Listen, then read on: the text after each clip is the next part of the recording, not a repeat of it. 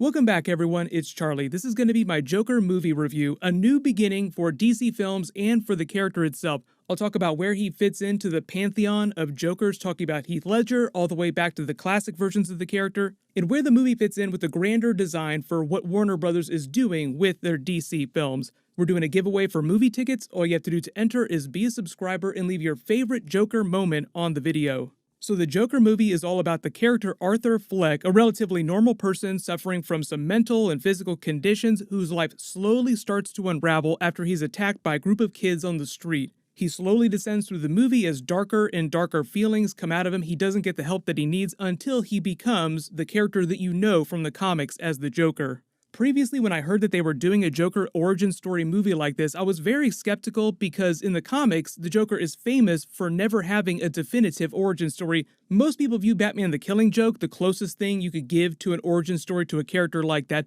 but part of the magic of him as a villain, and he is probably DC's biggest comic book villain, is that he's very vague about his past, and that makes him more mysterious and even scarier. And I feel like Christopher Nolan really understood that when he did Heath Ledger's version of the Joker, the way he wrote that character. Each time he introduces himself to another group of people to terrorize them, he tells a very different version of his origin story. You want to know how I got these scars? Joaquin Phoenix's character, Arthur Fleck, in this world of Gotham in the movie is very different from Nolan's versions though, so you can only loosely compare them. Heath Ledger, obviously probably one of the most iconic versions of the Joker ever. His performance was amazing, but I feel like Joaquin Phoenix's version of the Joker and his performance stands right up there with Heath Ledger's. So even if you don't like the Joker movie quite as much as you like, say, The Dark Knight, I feel like Joaquin Phoenix will be nominated for an Oscar for his performance. The movie itself is fantastic, but you kind of have to know what you're getting when you go into it. And obviously, Heath Ledger, Dark Knight, very different type of movie than the Joker movie. The Dark Knight trilogy is more of a big action film. The Joker movie is more of a deep character study with some action in it. It isn't completely actionless, but it doesn't feel anything like Batman movies that you've seen before. And that's another one of the biggest differences, is that every time you've seen a version of the Joker before, they've had a Batman there to sort of balance out his morality. So you have all these terrible things that the Joker might be doing, like Heath Ledger going around town blowing everything up,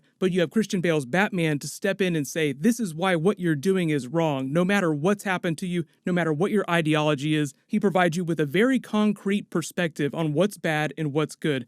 Whereas one of the more unsettling aspects of the Joker movie is that it doesn't have any of that. It just has bad to worse, because this Arthur Fleck character, you're kind of meant to sympathize with him, and there's a lot of talk around the movie, people giving hot takes about how that's a bad thing. Cannot wait for all those hot takes to go away. But one of the more difficult things that the movie asks of us, the viewers, is what our role is in his sort of descent into madness in his origin story as the Joker. How much are we as society responsible for creating people like this? What role do we play in it? You really don't get that from any of Christopher Nolan's or any of the previous versions of the Batman. This town needs an enema. You even talk about Jack Nicholson's character. Most of the other previous iterations of the Joker are fairly conscious of what they're doing at all times. They know what they're doing is wrong. They're out for revenge. Whereas the picture they paint with Joaquin Phoenix's Joker character is that he's just seeking to get help for all of his problems and not finding it from any of the people around him or the systems within Gotham City. So a big part of the commentary of the film is the ways that society treats the mentally ill.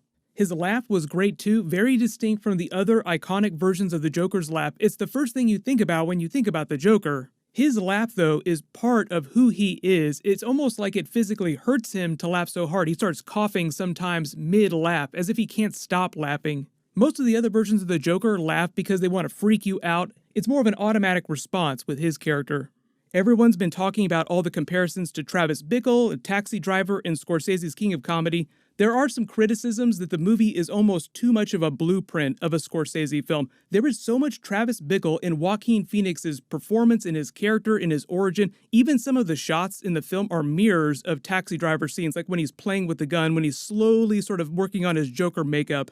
I don't necessarily think that that's a bad thing, but if you're not a big fan of Scorsese or if you haven't seen those films, you won't quite get the references, so it might not be quite as meaningful. But a lot of people come away from the movie thinking that this is basically just Taxi Driver if it had been done as a comic book movie. Those are all fantastic films, so if you're going to borrow from something, borrow from the best. The music is fantastic, the cinematography is amazing. Like I said, deep character study. You spend most of the movie following around Joaquin Phoenix's character as he's slowly pushed to violence at every turn as things start to unravel for him.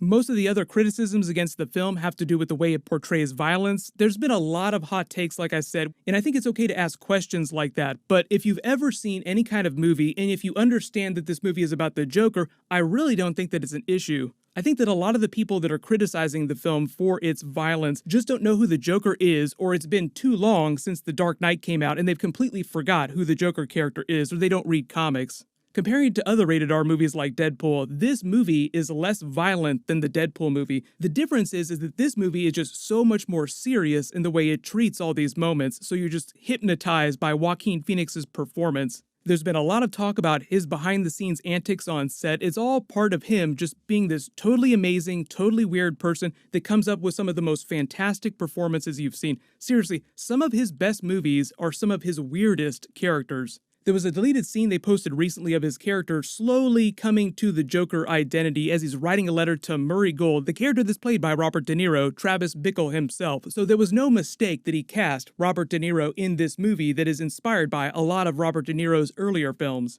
It's interesting that you say that because Todd sent me an outtake reel, and we cut it down a bit, but, well, let's take a look at that and tell us what was happening here. No, just like the constant whispering, just shut the up, dude. I'm trying to, find something real. Oh, sorry, it's only such a it's not a big deal, it's not a big deal. Just seeing your actor, dancer, fashion icon, how is that insult?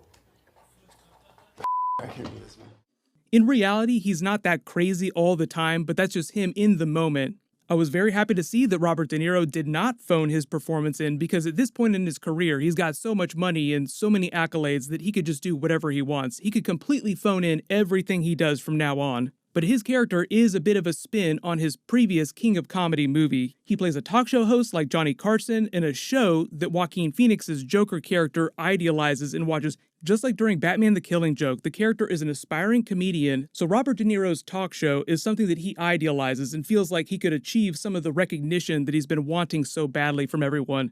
Talking about some of the other more important characters, Frances Conroy plays his mother. She's integral to his origin story and what drives him to eventually become the Joker. The way she comes off in the trailers is totally creepy and totally weird, is exactly the way she is during the film, and that's exactly the way the film needs her to be, so her performance was amazing. Zazie Beetz was also great as the woman that he has a brief relationship with, or tries to have a brief relationship with. The movie does play some really interesting mind games with her character in the Joker character because you're taking his perspective, so you're seeing the world through his eyes, and because of his condition, sometimes you're getting false narration, so you'll see things one way earlier in the film, and then later the truth will be revealed that things did not actually play out that way. Then, of course, there's Brett Cullen, who's playing Thomas Wayne. I think early on, when I first saw that he was cast, the way they talked about the character made it sound like he was actually going to be one of the villains of the film, which is a very interesting twist on the Thomas Wayne character. Someone who you've seen in so many different iterations of the Batman origin story as a very loving, caring father who cared about the Gotham community, only seen as this great charitable person who did everything he could to give money to the people that needed it in the city. Brett Cullen's version of the character comes off as much more imperialistic. It's a very different take on the character, but remember what I said. The Joker's mind, false narration, sometimes you're not always seeing things correctly. And throughout the film, the Joker keeps getting all this new information about his backstory that he assumes is correct information, which isn't always necessarily the case. There's a lot of people that tell him things that later turn out to be false. So there's this nice parallel between them unraveling the story as his mind is slowly unraveling as he's being pushed to violence. I thought the set design was great. They made it look really gritty and grimy like you would expect Gotham City to be. It looks like a slightly more realistic version of Tim Burton's Gotham from his original Batman film. Talking about the end of the film without getting too spoilery, I feel like they nailed the ending in a very clear origin for the character. It's a very complete loop where they could do sequels if they want to, but Joaquin Phoenix is known for doing sequels, and Todd Phillips makes it sound like they don't have a sequel planned. But right now, the movie is on track to break Venom's record for all-time highest-earning October release. So if it winds up doing gangbusters, I feel like they'll try to do everything they can to get Joaquin Phoenix to come back. But when you think about the timeline of the film and how this might cross over with other Batman-related films, The way Todd Phillips has been talking about this is a DC Black Label is this sort of bubble outside the regular DC universe where they can tell rated R DC stories, hardcore stories that wouldn't necessarily mix with the tone of what the other films are doing, even the slightly more serious version of the Batman that Matt Reeves is working on. I feel like it's not a spoiler to say that Bruce Wayne does appear during this film. The age difference between them is so significant that it would take a lot of bending over backwards to get the two of those characters in a film in the future. You would have to have a very serious time jump too. Like I said though, the movie is fantastic. Even though there's so many hot takes, don't listen to that. Go see the movie, just enjoy it for yourself. And once you do have a chance to see it, let me know what you think of it in the comments below. Overall, I give the film a B+, A-. It's not perfect, but it is amazing and definitely will be nominated for a lot of awards. I will do Easter egg videos for it this weekend, more specific videos about the ending, possible sequel jumping off points. So if you have any big questions about the movie that you want me to address during those, just let me know in the comments below. I'll name a new giveaway winner when I post that next Joker video. Everybody click here for the brand new Flash Season 6 Crisis on Infinite Earths trailer, and click here to rewatch that new Birds of Prey trailer video and Easter eggs. Thank you so much for watching. Everybody put on a happy face. I'll see you guys tonight.